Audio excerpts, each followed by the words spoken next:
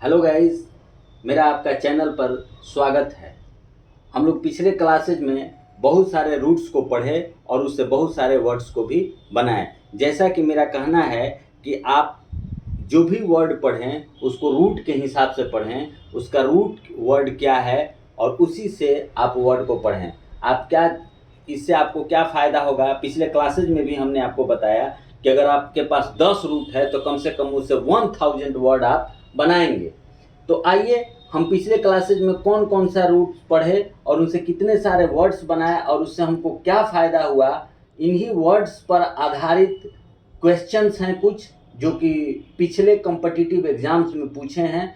तो पहले हम देखें व्हाइट बोर्ड पर कि पिछले क्लासेज में हमने कितने रूट्स को पढ़ा और उसका इंग्लिश में मीनिंग क्या होता है। जैसा कि हमने पहला लिखा है, यहाँ देखिए नीचे कॉर्नर में आई एस टी का मतलब होता है वन हु।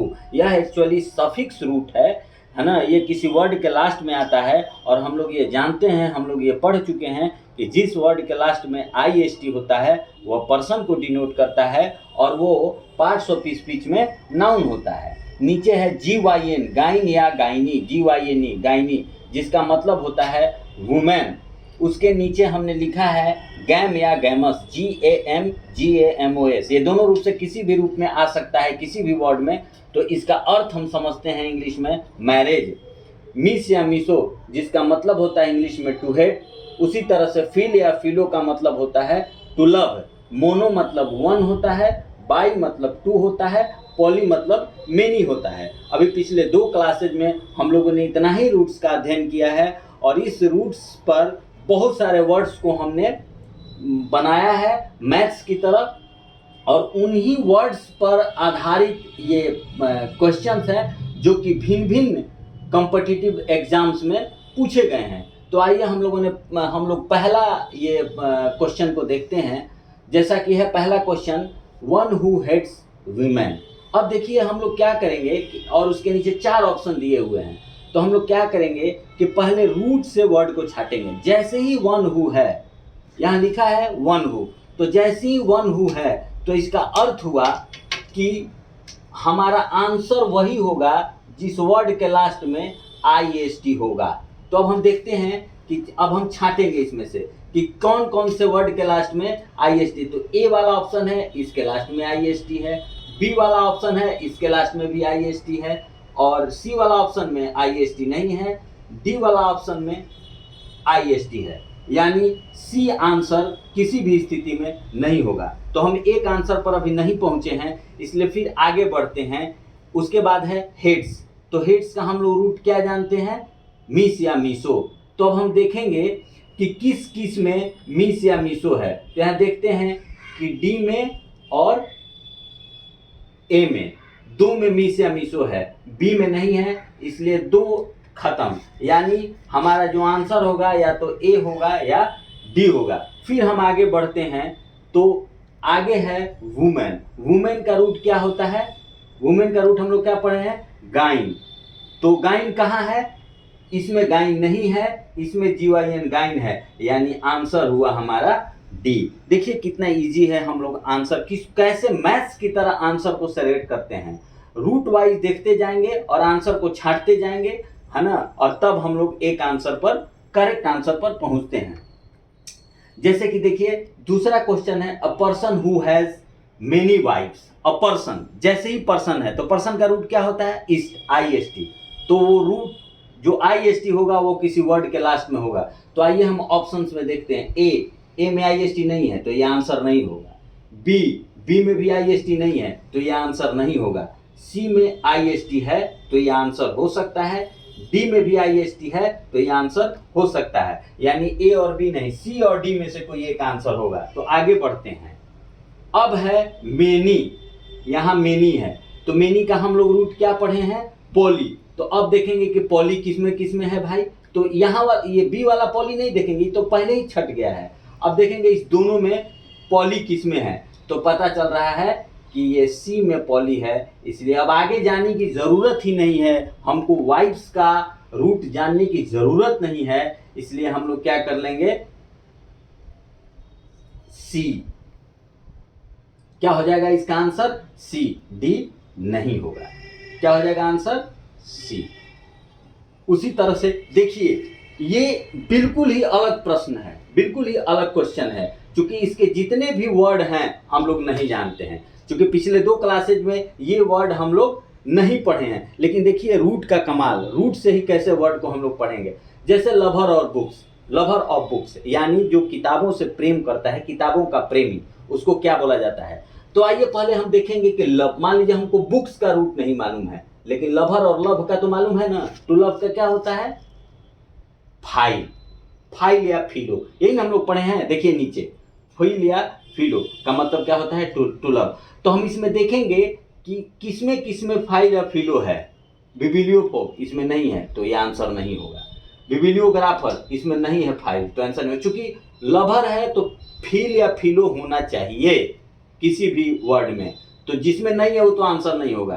बिबिलियोफाइल इसमें है, ये आंसर हो सकता है।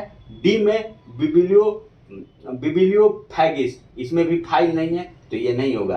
तो आंसर देखिए, हम लोग कोई वर्ड नहीं जान रहे हैं, न बिबिलियोफोब का मतलब जान रहे थे, न बिबिलियोग्राफर का मतलब जानते हैं, न बिबिलियोफाइल का मतलब जानते हैं, न बिबिलियोफैगिस्ट का मतलब जानते हैं। चारों का चारों वर्ड हम लोगों के लिए नया है। लेकिन रूट का कमाल देखिए कि हम लोग ये निष्कर्ष पर पहुंचेंगे कि इसका सी आंसर होगा। होगा कि नहीं? क्योंकि फाइल केवल एक ही में है, और फाइल का मतलब होता है टू लव, तो लवर और बुक्स को क्या बोलते हैं? बिबिलियोफाइल। आज से हम नया वर्ड एक जाने कि लवर और बुक्स को क्या बोलते हैं? बिबिलियोफाइल। वैसे बिबिलियो मतलब बुक होता है, ये हम अगला क्लासेज में पढ़ेंगे। लेकिन आपको चूंकि हम दिखाए कि अगर हम, हमारे लिए नया वर्ड भी रहेगा, तो चूंकि रूट हम जानते रहेंगे तो उस वर्ड को हम छांट लेंगे और उस वर्ड का मीनिंग समझ जाएंगे। अगला क्वेश्चन, क्वेश्चन नंबर 4 है, वन हु लव्स मैरिज, वह जो शादी से प्रेम करता है या जो शादी के पक्ष में रहता है, उसको क्या बोला जाता है? तो वन हु है, वन हु।